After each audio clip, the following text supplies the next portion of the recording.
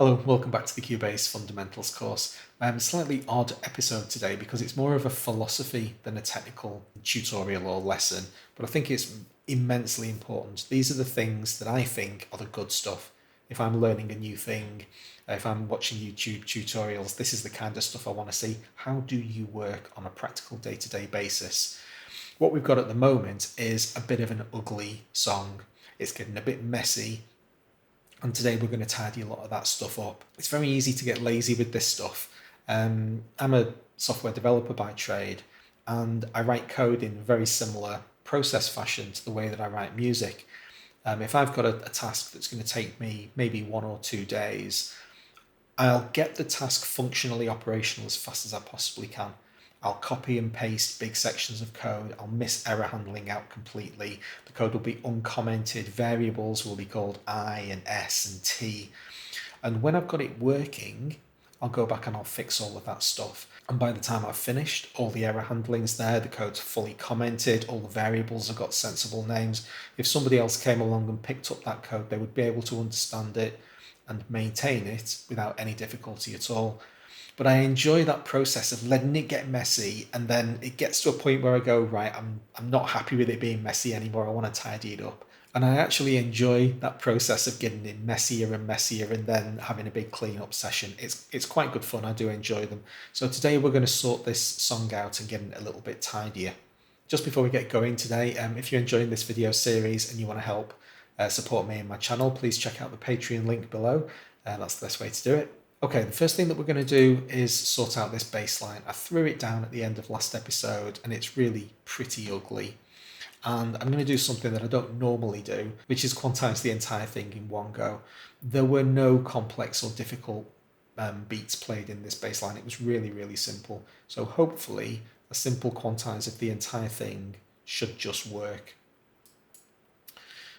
That was pretty extreme, but I think it's an interesting exercise to see whether or not Cubase can actually quantize the entire thing and get it right. Let's have a listen. It's way too loud.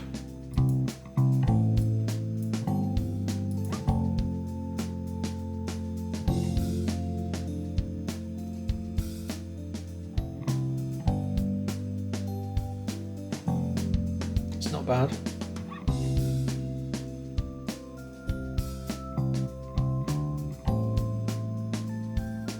It might not have been a bad idea to use soft quantize. They wouldn't have been quite so on the nose.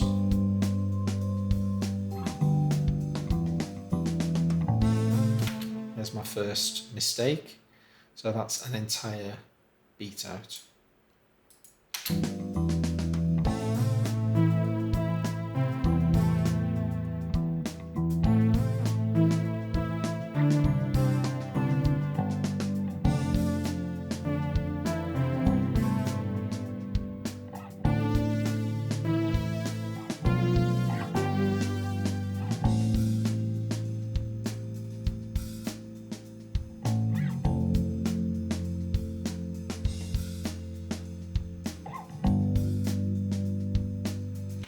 See that this last one's wrong as well.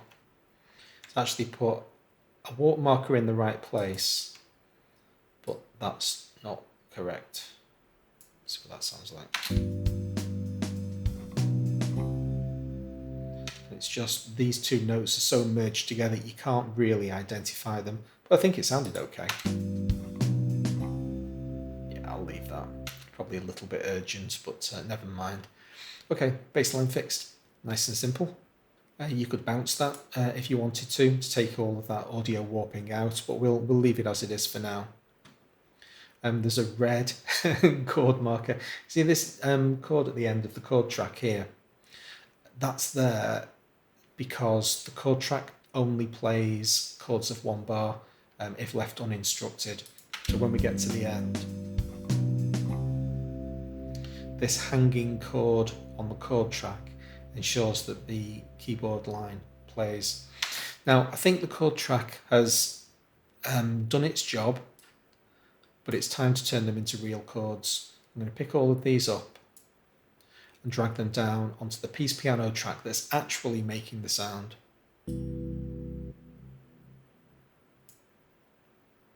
And now I can mute the chord track. And it's important to mute the chord track. You don't want them both playing at the same time. And now that I've got this elongated chord at the end, I don't have to worry about the chord track misbehaving. I can get rid of that. I don't know exactly how long these chords are supposed to be at the end.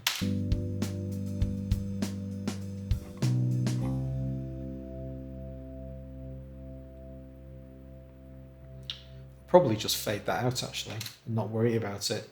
But it's about certainly no longer than bar 38. So the goal of the day is to get rid of or clean everything that's dirty, everything that's messy in the song. This chord in the chord track doesn't need to be there anymore. I'm going to throw some of this stuff away. That vocal line was awful, just eek. And these two guitars lines, we've not come back to them. They weren't particularly good. I've unmuted them occasionally when I've been preparing for the next episode, and I've decided they're just not good enough. I'm going to throw them away. And we don't need this guitar group anymore either. This prologue track,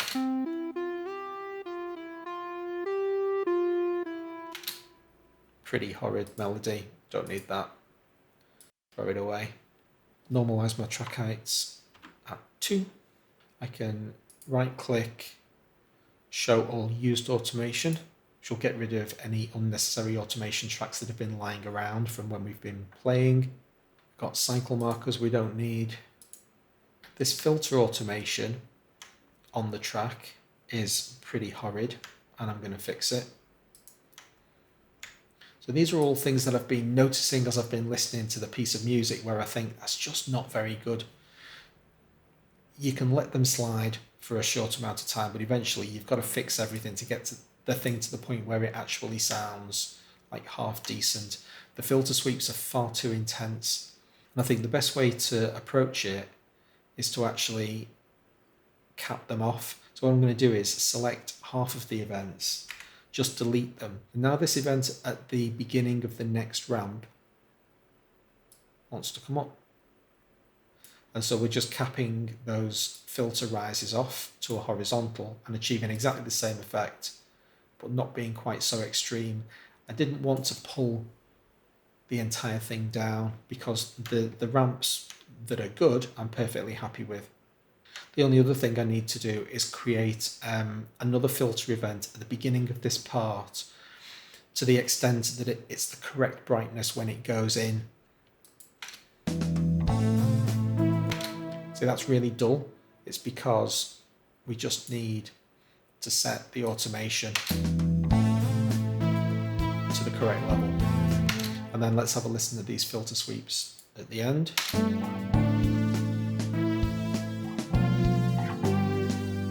Better.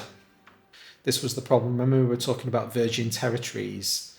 We had this orphaned event all the way over here. Well, it meant that if I was playing the part and cycling around and not going back to the beginning of the song, I wasn't catching this automation event. So I've just put it where it's guaranteed to hit.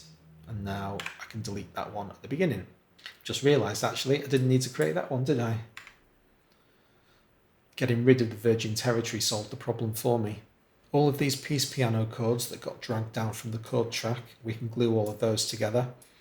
So we select all the parts and just press glue. That sticks all of those together. I'm going to call these tracks something a bit more memorable.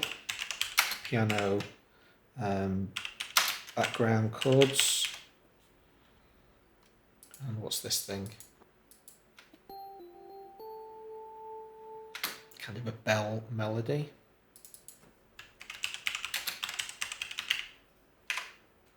This is a saw solo. And this is something that I noticed last week. I'm constantly doing this, getting my routings wrong. So I'm going to basically scan across all of my outputs, making sure they're all pointing in the right direction. So the bass track's going to the bass master, excellent. This is a vocal reverb track that was going straight to the stereo out. We don't have any vocals at the moment, but nevertheless, it should be going to the vocal master. This is a guitar delay that has no bus, so let's point it at the guitar master. Then we've got some keys, they're all good. Rhythm track is going to the rhythm master. Bass master is going to the bass bus. The vocal master is missing out the master bus. It's really, really easy to miss this stuff. I'm doing this all the time. It's really worth opening your mix console every now and again and just making sure that all of your routings are correct. What can I say? You get things wrong. So all of the instrument master tracks are now all properly routed to the master bus. The master bus itself is going straight to the stereo out. That's correct. And this is an interesting one that's mildly irritating. The lower pane is configured correctly with my inputs pinned to the left-hand side, my outputs pinned to the right-hand side. But when I open the mix console, it's not mirrored. Here's the master bus in the wrong place. Nothing's pinned anywhere. What you want to do is find this little button on the visibility tab called Sync Visibility of Project and Mix Console. We open that, we're going to sync the project to Mix Console.